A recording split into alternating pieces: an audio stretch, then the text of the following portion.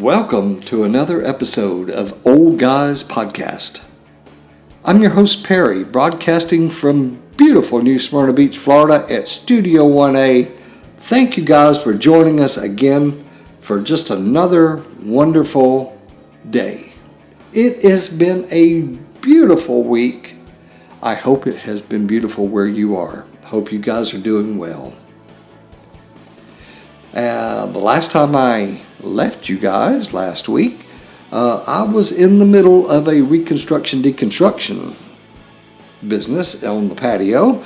I'm pleased to announce that it is completed. I won't say who they were and give them kudos until they come back and fix a couple of minor things, and let's see how long that takes. So anyway, it looks beautiful. Just a couple of minor little things. That's all it is to it. What happened? Oh man, some major crap happened at work. Can't talk about yet. Maybe I shouldn't talk about it at all. You guys have those moments? Well, anyway.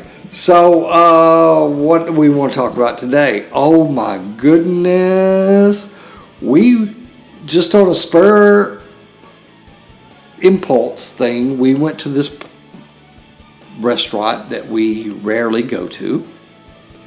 And I'm looking at their beer menu. Of course, if you guys are like me, and that's the first thing you look at. What's on the craft?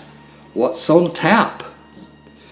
Well, this intrigued me because it said Blood Orange. Now, you guys that have been listening for a long time, you know that I have a fondness for Blood Orange IPAs.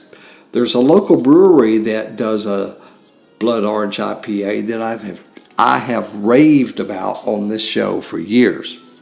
Well, yeah. So anyway,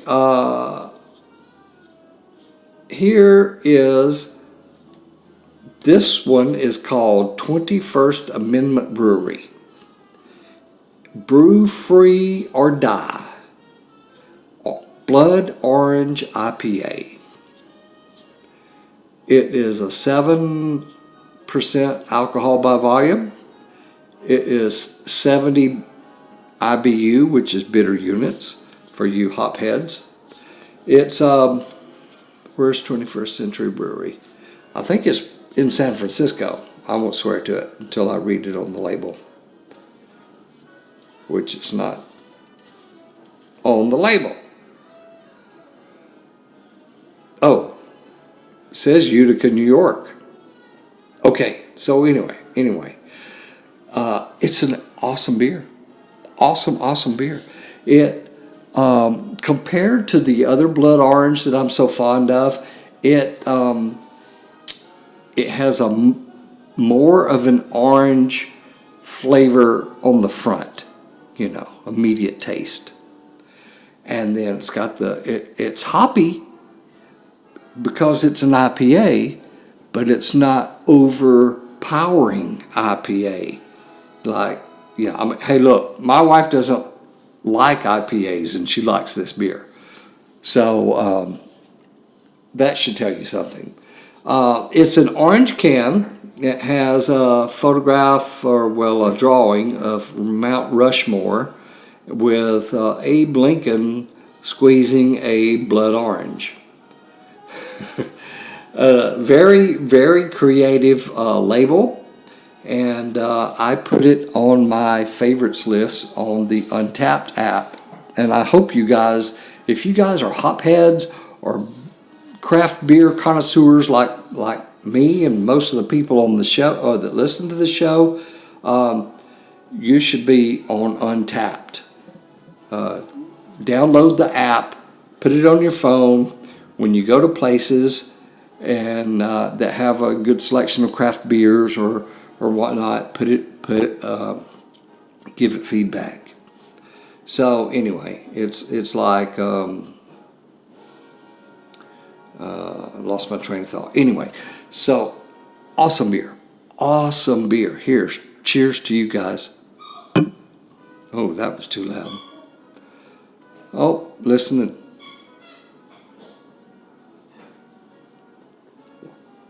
Oh, yeah, that's good. The new guy is in the other room entertaining himself with squeaky toys. And I have been out putting the patio back in order, getting things, the potted plants and the fixtures and the containers and the umbrellas and furniture and whatnot all back in its place. And so I will post photographs in. There's that weird noise again. I don't know why it happens every time I sit down here to broadcast the show. So anyway, I will put these photographs up on the website for you guys. It will be on the dynamic feed, which is to mean the photographs that are in rotation for you guys to look at. That is an awesome beer. So anyway, back to the beer. I put it on my Untapped, and I had to go to the VA today. Now I'll talk about that story in a minute. So I went. After the VA visit, I went to Total Wine and More because Untapped said that they had it in stock. I get there and I couldn't find it on the shelf. The guy comes walking by and says, "Hey, man," and I showed him the photograph on the Untapped of the label. I said, "Where is this?" "Oh, we just got in one case. It's in the back. Would you like me to go get it for you?" "How many would you like?" And I said, "Well, 2 6-packs." And then I said, "No, bring me the whole friggin' case. I'm going to run away with this before anybody else can grab it." So anyway, I bought the whole case, and I have it in the studio beer fridge, and I've had 2 or 3 already. Actually, I think I'm on my 3rd, maybe on my 4th.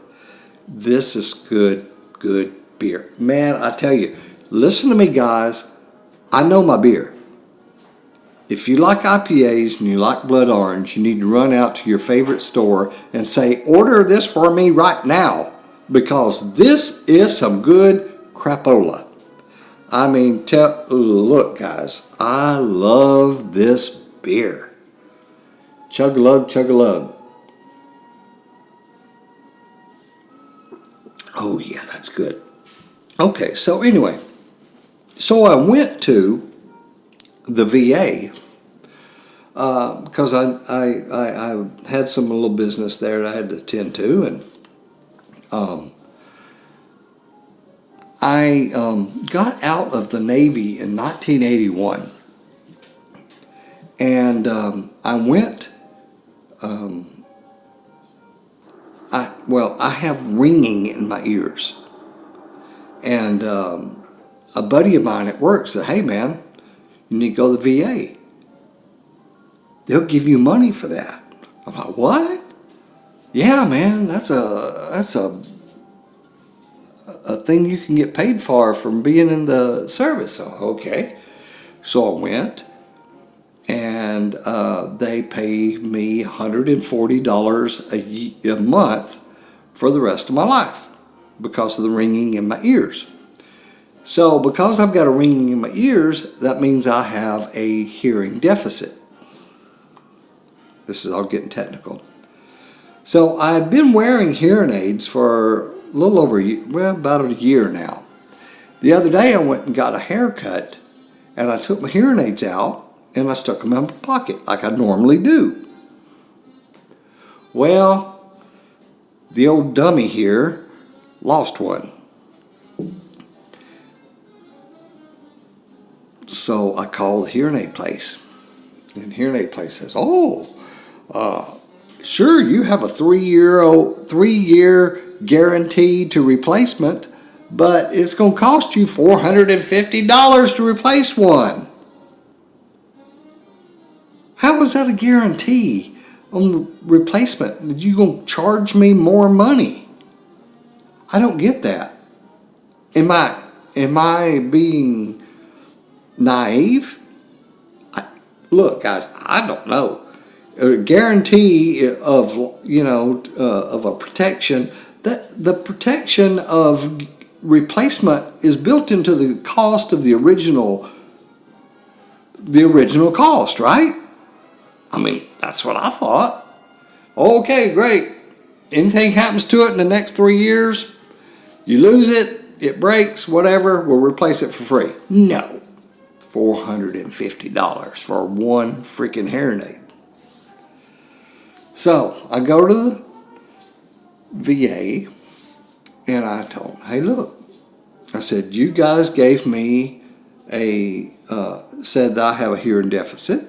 You guys are paying me monthly for my ringing in the ears. What do I need to do from here about getting hearing aids? Oh, make an appointment with audiology. Well, just for your purposes of time, it is August the 20th is today.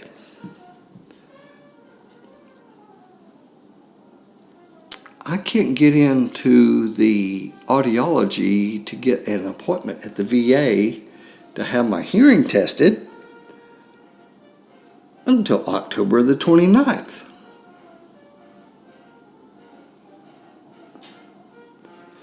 That's almost November.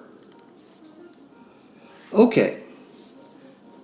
So we'll keep you updated on what the VA says. So anyway, I'm finally am getting a VA identification card. So now I'll have less hassle in trying to get my discounts at Home Depot and Lowe's and the movie theaters and everything else that gives us great veterans a discount. You veterans out there, you need to share your tips with me, man, because I tell you, I haven't been to the VA but twice since I got out, and both of those have been in this past year. Both of those visits, rather. So, look, man, help a brother out. I don't know. You know how it is at the VA. You go there, fill out there's a sign. Fill out this form, or fill out this form for this, or fill out this form for that. There's like 5 or 6 different forms. I sit down and start filling out a form, and then this other guy comes up and he takes a damn number. And the woman says, what are you here for? And he says, oh, I'm here for an ID. Oh, well, just take a number and sit down. Well, dang, that's all I was there for was... Anyway, so I got a little frustrated. Help a brother out. How do you get around this VA business? What's the ins and outs, Let's see. All right, so those of you that follow us on Instagram may have seen this post I made. Let me find it here. Okay, here we go. Here you go, girl. So this girl texted me just out of the blue on the, not personally, on the website email address. Hang on, let me get another sip of this Blood Orange.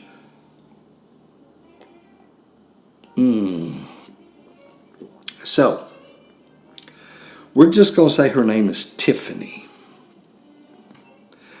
She says, hey, I recently moved to your city and want to get acquainted with a handsome guy.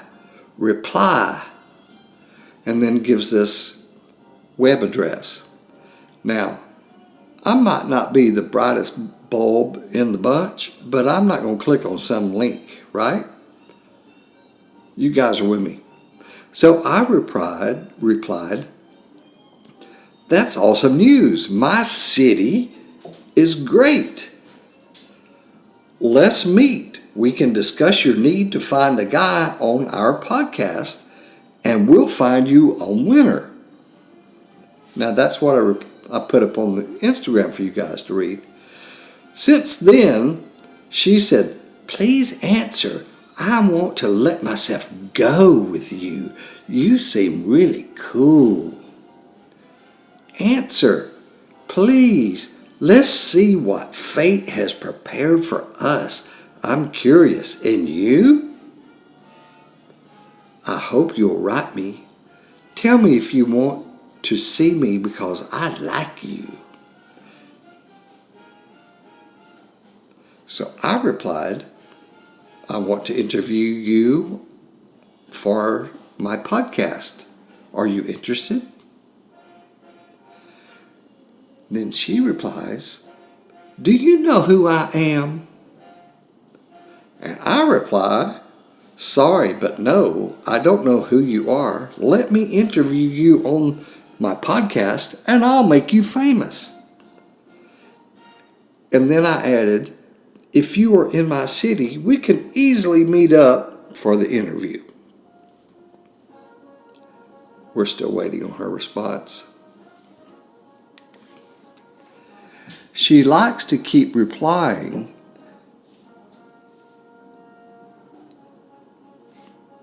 I really don't think she's in my city. Because why would she say, I just recently moved to your city and not call it by its name? That's why I said, if you are in my city, we could easily meet up and do this interview. Seriously though, I'm not toying with the girl. But I find it intriguing that this person hits up an anonymous person. However, they may have found our information and our email address or whatnot. I don't know. Maybe they went to the website. I don't know. But it's intriguing to me that you would just like post or send a message or a comment to a stranger and go, hey man, I just moved in your city, let's hook up. Excuse me, you seem like a really cool guy. I don't get that. Now, maybe Tiffany listens to the show. Maybe she thinks I'm a really cool guy. And that's cool, because I'm an old guy. And it's nice to have somebody think you're a really cool guy. Now, I have no interest in Tiffany in the matter that she's thinking, but I really would like to interview her and find out about her. Apparently this is some sort of business, hint, hint, but or pay-per-view thing or chat thing, I don't know. But I can guarantee you there's some money involved in there somewhere. Either she's looking for a sugar daddy or she's doing one of those webcam things. I don't know. I don't care. But I would like to interview her and find out about her side of the business. So, Tiffany, darling, if you're listening to the show, simply agree to meet me. We'll meet in a public place, in a restaurant, and we will do the interview out in public. And that way people won't talk about us and everything. And hey, look, if your whole goal is to find a man, I'll find you a man. I can find you a whole crap load of men all over the world that are wealthy men, that are hard-working men, people that will take care of you and provide for you for the rest of your life and treasure you and love you. If that's what you're wanting, I can provide that for you. So, just let me know, and we'll meet up, and we'll do the interview, and it'll be broadcast to all the guys out here. We'll find you a man. All right, man. All right, so that's all I got for now. Now, I know I promised you guys that I was going to do a cigar tasting and a port tasting. But, man, let me tell you, absolutely truth here. It's too hot to sit outside and smoke a cigar and record a show. It is too hot. And I'm not going to smoke a cigar here in the house, or I'll get in trouble. So I don't have a she shed or a he shed or a man cave to go hang out in and do the show and have a cigar and record it. It's too hot in the garage. It's too hot outside. So we're going to have to put that one on hold there for a moment or two. Hey, we're approaching autumn. You know, football season's around the corner. People are going to be grilling. People are going to be making some of that beautiful barbecue and grilling and smoking butts. And it's all about ball games, college football, NFL. Man, I tell you, it's just around the corner and I'm so excited. This is going to be a great year for Auburn football. And it's going to be a great year for Packers. I think I think this is going to be one of the best years Packers has had since Favre left. That's just between you and me. All right. Let's see. What else do I want to tell you guys about? I was watching my neighbor today. He was cutting the grass. I told you guys about him putting in this hedge along the property line. It took him forever to take his little lawnmower and cut around those hedges. You know, it hasn't filled in yet. It's just like these all multiple little things standing up there about 2 feet apart.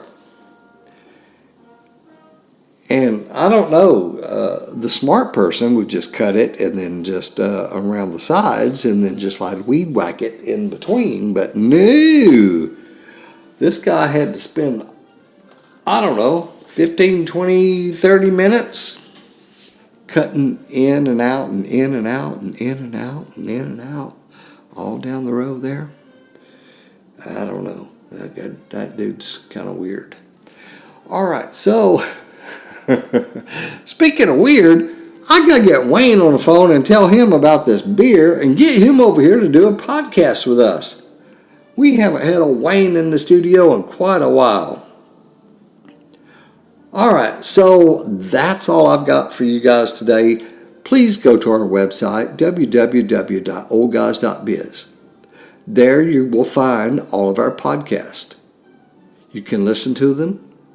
You can watch our videos, what videos that we have there. There's a link to go to our YouTube page where you can listen to our podcast and you can watch our videos. And there's a comment box for you guys to send me email and comments about the show. This whole show is about you guys, man. We treasure your feedback. We are humble and grateful that you listen to the show.